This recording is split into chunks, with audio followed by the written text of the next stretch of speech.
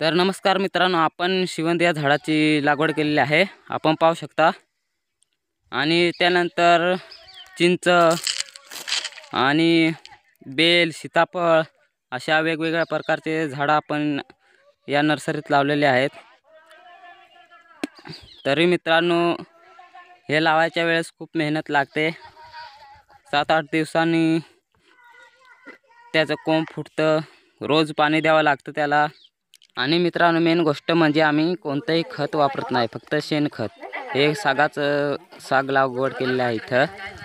आणि मित्रांनो, तुम्हाला एक सांगू, हे सागाचं रोप आहे, हे करण्यासाठी त्याचं बी राहतं, हे बी खूप कुजवावं लागतं। हे बघा, हे बी आहे, हे जवळजवळ 1-2 आठवडे चांगलं भिजत घालून चांगलं कुजवावं लागतं। नंतर ते आपण लावण्यासाठी तयार होतं, नंतर आपण ते लावू शकतो।